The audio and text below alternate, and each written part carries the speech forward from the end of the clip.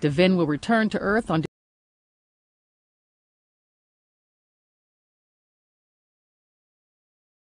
December 1st in a Russian Soyuz spacecraft, completing 6 months in orbit.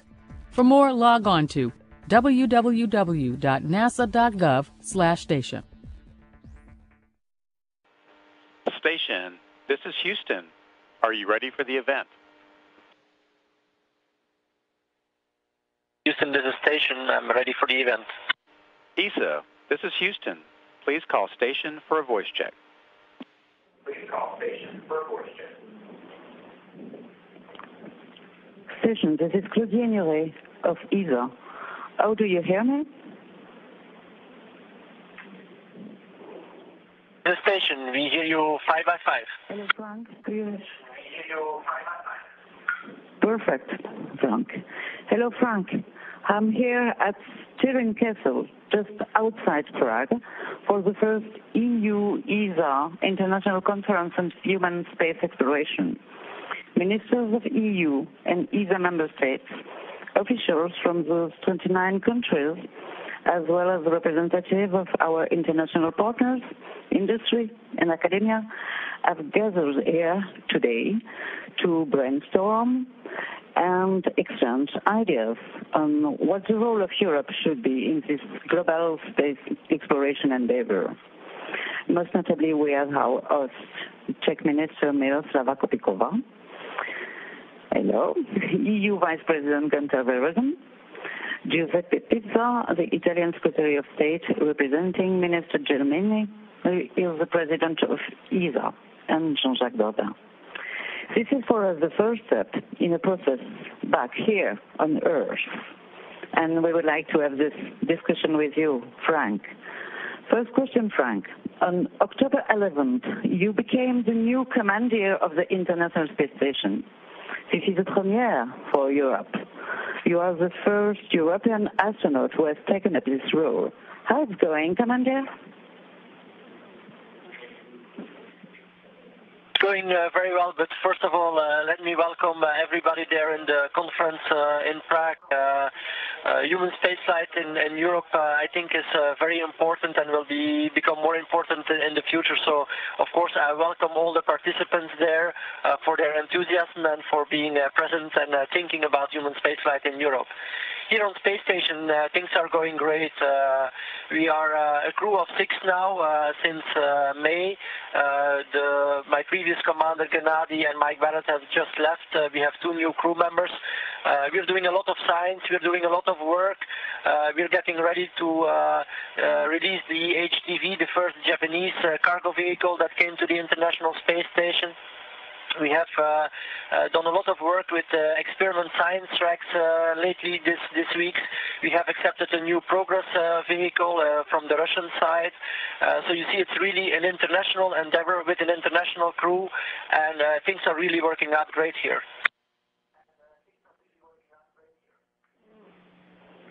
Many thanks, Frank. Do you hear me? Yeah.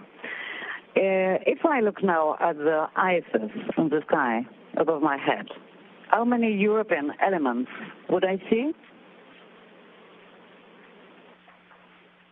Well, there are several European elements here present at the International Space Station.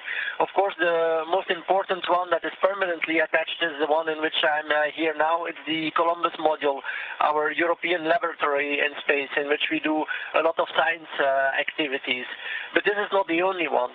From time to time, we have our ATV, the Automated Transfer Vehicle, which bring goods and cargo to the International Space Station. And it's really indispensable for the partnership that Europe can deliver the ATV to the International Space Station, because we need, of course, a lot of supplies for 6 people here on board and to maintain all our science here on orbit. So it's really a great contribution that ESA is well given in the transportation area. But that is still not all. We have several other modules which were built in Europe. They are ownership of NASA or other hardware, for example, that is built in Europe, that are ownership of our Russian colleagues. But Europe has a big part in the International Space Station. The Node 2 2, which is present, for example, was built in Italy. We will have soon the Node 3 and the Cupola, which will arrive. And we will also have an MPLM, one of those other logistics modules that will be permanently attached to the space station. So if you would look into structure-wise or in hardware-wise, for example, some of the computers in the Russian module are also built by European industry. You would see that a lot of the components of the International Space Station are built in Europe. So we play a significant role as a small partner inside the International Space Station. Thanks, Frank. You look really great in this role of commander on board.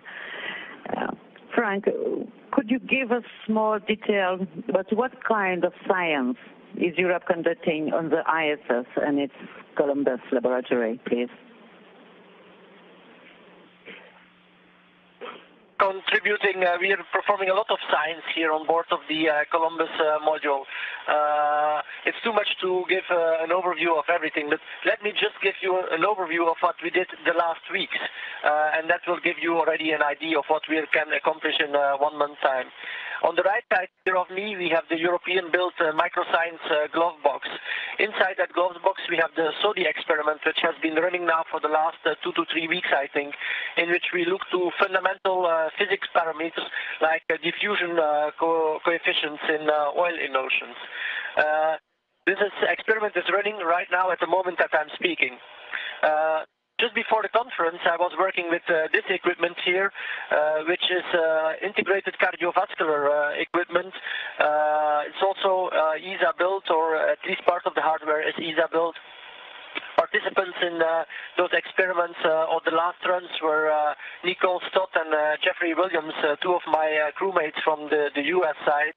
And I'm currently downloading all the data from those experiments via our European physiology module that is also situated here in Columbus, and that was done the last days.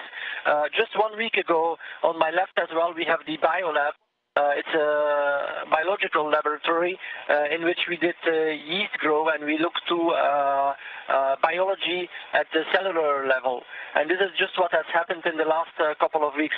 By the way, the yeast growth and the BioLab performed really, really well during this experiment in the last week. So this is just what's happening in 1 single day or in 1 week here in the Columbus module. So it's really a vibrant module with a lot of science going on, again, together with our international partners.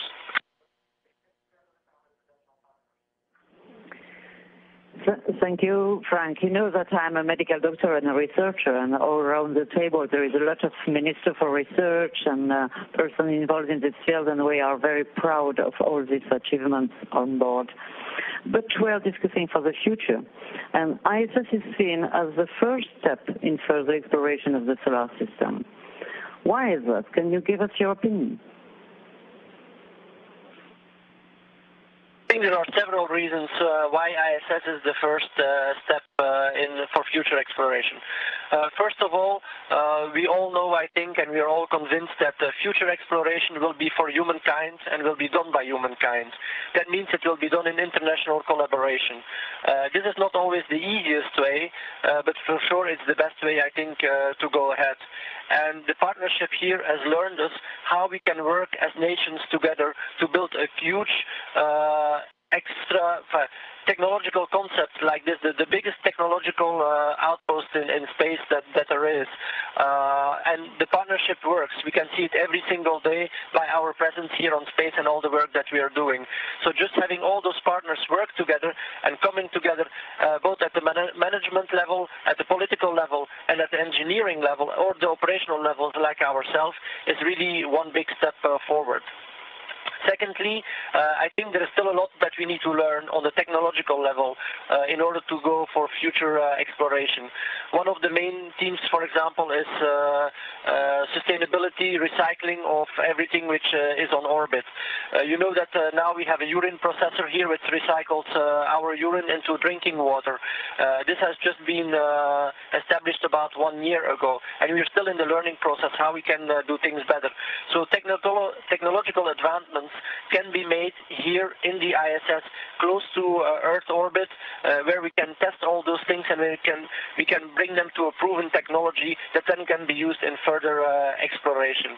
And these are the main two reasons, I think, why the ISS is an excellent test bed and an excellent first step for future exploration.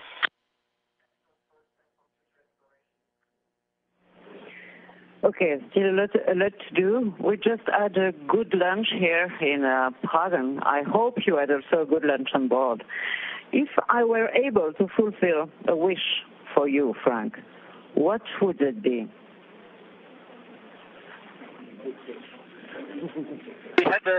We will have a good lunch. It's in a couple of hours here on board.